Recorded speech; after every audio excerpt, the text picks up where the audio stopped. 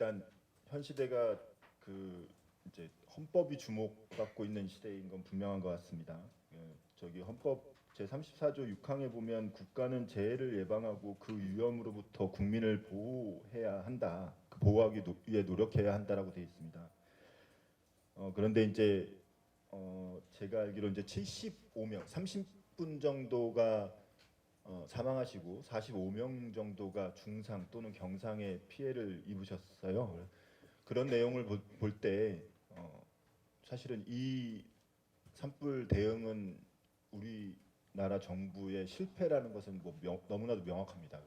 그렇기 때문에 전체적인 시스템의 개선이 너무나도 필요한데 제가 그 시스템을 일일이 다 뭐 정확하게 전문가도 아니기 때문에 그 부분을 다 이해하고 있지는 않기 때문에 오늘은 조금은 현실적인 이야기로 좀 이야기를 드려보려고 합니다. 기후 변화라든지 아까 말씀해주신 뭐 정희철 국장님 얘기하신 것처럼 우리나라 산림 구조의 부분이 상수라는 부분, 분명한 부분이라고 저도 공감을 하고요. 근데 이제 이런 것만 또 탓할 수는 없기 때문에 분명 우리 나름대로의 노력을 분명히 해야 될 것이라고 생각을 합니다. 그리고 불과 3년 전에 이 비슷한 논의가 있어 왔던 것도 기억해야 될 부분이라고 생각합니다. 다만 3년 전에 저는 이제 이런 이야기를 여러 토론에 참여해서 이런 이야기를 드렸습니다. 치열하게 논쟁하고 갈등이 있는 부분까지 다 드러내서 다 이야기를 해보자라고 얘기를 했었는데 제가 그 부분을 3년이 지나고 나서 보니 조금 다른 관점으로 하는 것이 좋겠다라고 생각이 들어서 제가 이제 44쪽의 제 토론문 내용을 이제 참조해 주시면 좋겠다는 말씀을 좀 드리는데요. 그래서 5가지 이야기를 먼저 드려보고 싶습니다. 산불 예방 체계를 좀 변화시켜야 한다. 즉 산불 예방 체계가 너무나 지금은 약간 좀 산불 예방 자체에 대한 관심도가 좀 낮은 측면인데 이런 걸 좀 강화해야 된다는 부분이 있죠. 예를 들어서 2년 전에 지리산 국립공원 근처에 산불이 발생한 것은 그냥 도로 바로 옆에 재를 쌓아놨던 곳에 늘 그날따라 재를 또 버렸었던 것인데 그것이 충분히 우리가 볼 수 있는 곳에 있었음에도 불구하고 그것이 잘 관리되지 않았던 부분들이 있었거든요.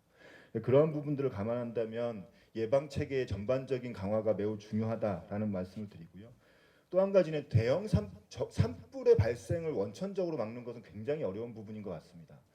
당연히 이제 우리가 다양한 방법으로 내화수 화력수나 혼혈임으로 변화시켜가는 노력도 필요하지만 당장에 그 대형 산불이 발생하고 있는 그 시점에도 여러 사람에 의해서 추가적인 산불의 뭐 실화인지 아니면 방화인지 모르겠지만 그런 일들이 벌어졌던 것을 언론을 통해서 보셨으리라고 생각합니다. 그런 것들을 감안해 본다면 산불의 발생 자체는 막기 어렵더라도 대형 산불로 가는 부분은 좀 방지할 필요가 있는데요.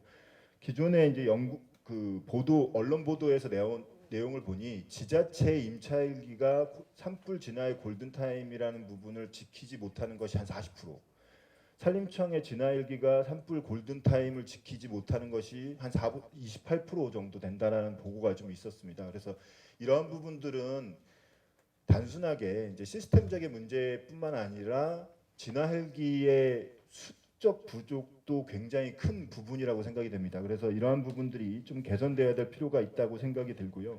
그 과정에서 또 같이 고민돼야 될 부분이 아까도 이제 윤여찬 교수님도 살짝 얘기를 해주셨는데요. 이제 2024년에 이제 신고 제도를 통해서 산림청이 이를 인지하고 출동하는 시간이 4분에서 2분으로 줄었다라고 하는 부분이 있는데 이게 실제로 그렇게 됐는지 아니면 더 줄일 수 있는 방법은 없는지도 고민해야 될 것이고요. 그리고 산불 진화일기가 전년도에 산불이 덜 발생하면 임차를 다음 연도에 못하는 예산을 확보하지 못하는 이런 문제들도 개선돼야 될 필요가 있다고 생각합니다. 더군다나 그래도 보통 일반적으로 저녁에 산불의 강도가 줄어드는 그러니까 바람의 강도가 좀 줄어드는 측면이 있기 때문에 야간 진화를 해야 되는데 우리나라의 야간 진화가 가능한 산불 헬기 자체가 매우 적다라는 부분도 개선돼야 될 필요가 있다고 생각이 됩니다. 그 다음에 또 한 가지가 우리 지금까지는 산불 진화라는 초점에서 맞춰봤는데 어쩌면 이제는 산불이 발생하면 그것보다 더 우선되는 것은 훨씬 더 광범위한 권역을 통해서 인명 피해를 최소화할 수 있는 대피 체계를 확보하는 것이 지금 단계에서 매우 중요한 부분이라고 생각이 됩니다.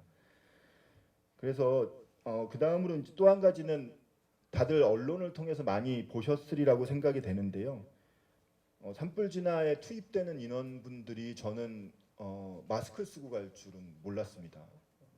그 그러니까 불에 어느 정도 좀 내화가 되는 옷을 모두 다 입고 특수한 장비를 모두 차고 현장에 가실 거라고 생각했는데 상당히 많은 분들이 그냥 마스크를 쓰고 현장을 가고 그냥 단순한 안전모를 쓰고 현장을 가는 부분들이 있었습니다. 적어도 이런 부분들이 좀 개선돼야 될 필요가 있다고 생각이 들고요. 또한 이제 마지막으로 그러면 지금 이것만으로 모두 해결되냐? 아니죠.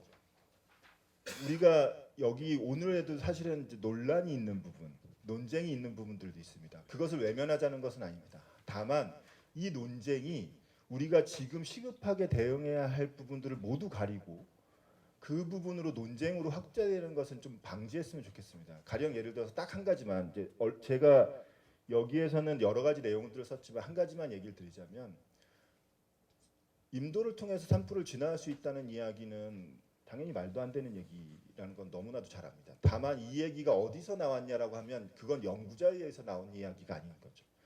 일부 빅마우스라고 표현할 수도 있거나 아니면 일부 언론을 통해서 나온 잘못된 이야기입니다. 이 이야기에 다시 반작용으로서 임도가 무슨 소용이 있냐라고 얘기하는 방식으로 가다 보니 이 논쟁이 끝도 없이 계속해서 반복되는 경향이 있습니다. 하지만 지금 우리가 해야 되는 것이 과연 임도 요 하나의 논란의 문제인가라고 생각해 본다면 훨씬 더 중요한 문제들이 있으니 그 중요한 문제를 먼저 논의하고 다만 그럼에도 불구하고 임도 문제도 매우 중요하게 다뤄져야 될 문제이니 그 문제를 논의하는 장을 아주 잘 만들었으면 좋겠다. 그리고 아까 말씀하신 것처럼 환경단체라든지 또는 뭐 조계종이라든지 많은 분들이 함께 참여해 주셨으면 좋겠다라는 말씀을 드리고요. 그리고 이제 발제와 관련해서 내용을 좀 드립니다. 왜냐하면 발제 내용을 제가 미리 받았습니다만 발제 내용을 충분히 이해하기 좀 어려운 측면이 있었는데 딱 두 가지만 말씀드리자면 사찰이라는 입장에서 본다면 지금은 위험 지역을 먼저 선정하는 것이 필요해 보입니다. 사찰 주변에 어디에서 산불이 발생했을 경우 어떤 대응을 해야 된다라는 것을 체계적으로 및 단계적으로 예상할 수 있도록 그런 공간들을 미리 좀 정하는 부분들이 필요해 보입니다. 정말 빠르게 확산하는 부분 자체는 근처에서 산불이 발생하지 않았더라도 몇십 킬로, 100킬로 이상이 떨어졌더라도 이제는 좀 다르게 판단해야 될 필요가 있고요. 그리고 두 번째로는 당연하게도 오늘 발제하신 모든 분들이 얘기하신 것처럼 사찰 주변의 내화수림대 그게 이제 화렵수 형태의 내화수림대일지 뭐 자연스럽게 천위에서 변화하는 혼요림이 필요하다는 부분에 대해서도 동의하고요. 그런 부분들이 필요하고 그런 부분들이 실제로 진행될 수 있게 왜냐하면 이런 이야기는 처음엔 다들 공감하시지만 조금만 지나면 아무도 신경 안 쓰고 그냥 넘어가는 경우들이 많아서 이번 기회에는 한번 꼭 잘 달성해 나갔으면 좋겠다는 말씀을 드립니다. 이상입니다.